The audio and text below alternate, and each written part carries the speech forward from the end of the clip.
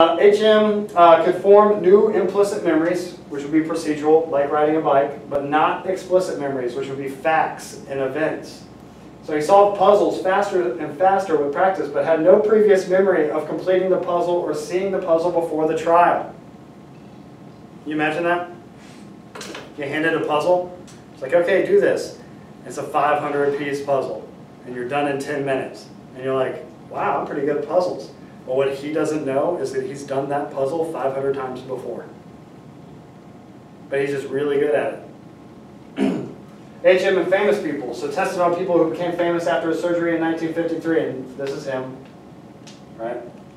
So he'd say, they'd say Elvis or Fidel or Lyndon or Ray or Ronald, Presley, Castro, Johnson, Charles, Reagan, or McDonald.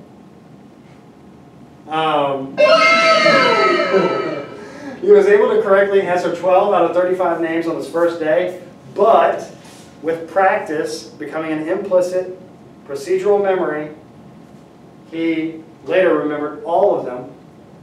He even remembered that JFK was president, right, Catholic, and had been assassinated. And that happened 10 years after his surgery. So enough practice, he could put it in there. But it was an implicit memory, not an explicit memory. So prove that some semantic memory can be stored outside of the hippocampus.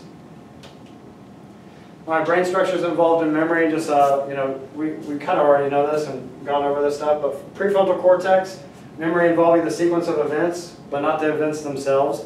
So that's just putting things in order, right? Serial position effect. You'll see that term whenever we come to it. Amygdala encodes emotional aspects of memories. I don't know if you know this yet, as a teenager, but emotions can trigger memories pretty easily. I'm sure you know that. Even smells can.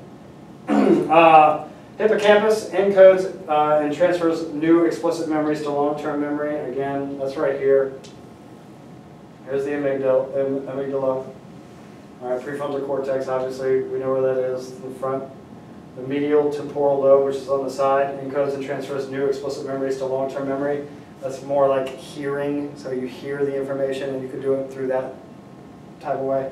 And then cerebellum, memories involving movement, which you've definitely heard before, that term, right? Muscle memory. All right, and then Alzheimer's. So this is an interesting one, because I think your basic knowledge of Alzheimer is memory loss. But it's a little bit, and I'm not even going to say a little bit, it's a lot worse than that, okay? So dementia, let's get that out of the way first. Progressive deterioration and impairment of memory, reasoning, and other cognitive functioning occurring as a result of a disease or condition. Now, what is the main cause of dementia? That would be Alzheimer's. So this is a progressive disease that destroys the brain's neurons, gradually impairing memory, thinking, language, and other cognitive functions, resulting in the complete inability to care for oneself. The most common cause of dementia. So you can see this right up here. So this is a normal brain under a PET scan, which is the only intrusive brain scan, right? Positron emissions. So here we go. Mild cognitive impairment.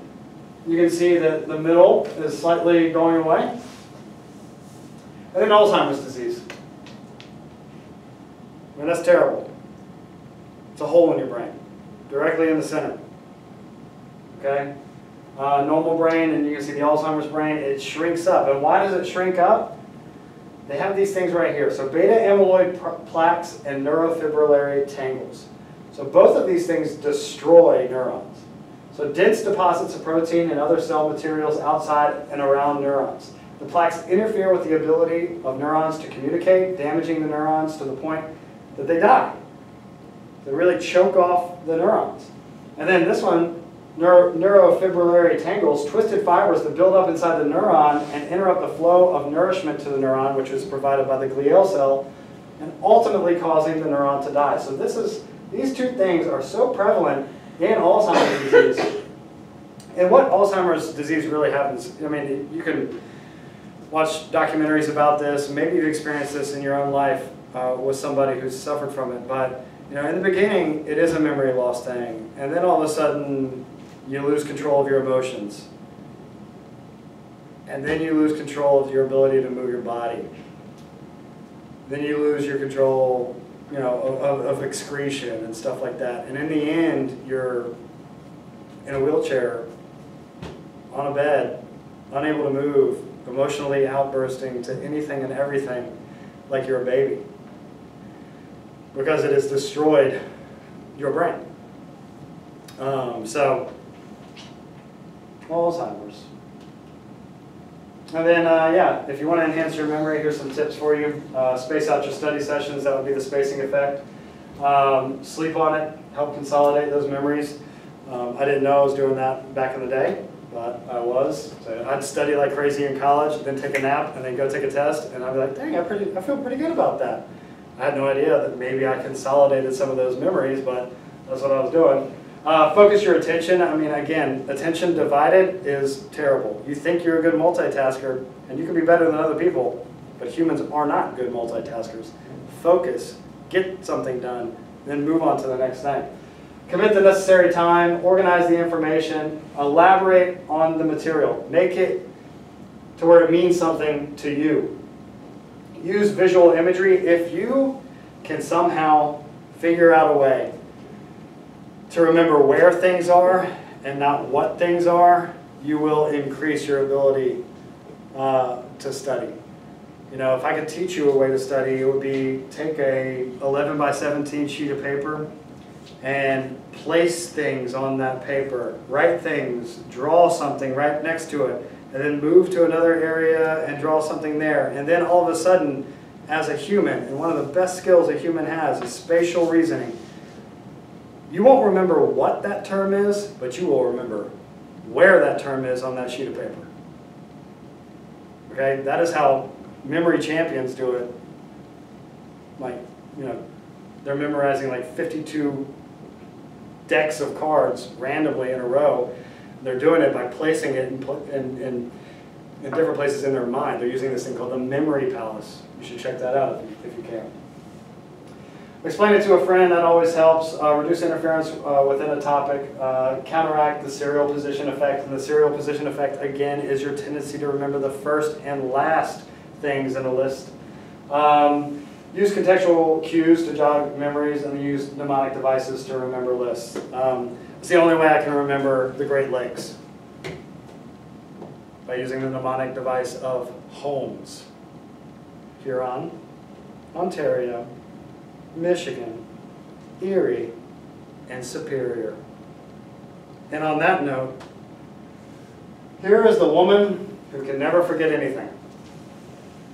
There's this thing called hyperthymesia, a condition of possessing an extremely detailed autobiographical memory. Hyperthymesiacs remember an abnormally vast number of life experiences. So this is Jill Price. She's a hyperthymesiac, but she's unable to forget anything. A blessing or a curse.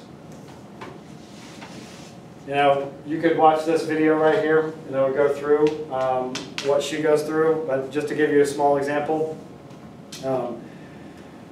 She goes through and she talks about how her mom had mentioned that she was overweight when she was a teenager. And so her mom says that, and her mom says, oh, that only happened once. And then Jill says, no, that happened 513 times. Or her husband ended up passing away. And again, blessing or a curse. She's living her life in the present. Husband passed away 10 years ago. Feels like he just passed away 1 second ago. So what's the term for if you manipulate your own memory? Imagination inflation, false memories, imperfect memories. Could she do that? She definitely can. Really? But the thing is, so they've done research on her to why is this happening to her? And it turns out she suffers from OCD. obsessive compulsive disorder. And what is she obsessive about? Memory. So it's almost like she's, you know, it's a mental disorder that she's carried into her own brain, and she won't let these memories go. It's very interesting. I mean, again, you watch this video and you will see that they've done research. They've thrown her through a PET scan. They've seen everything happen in her brain and what's activating in her brain when she is remembering.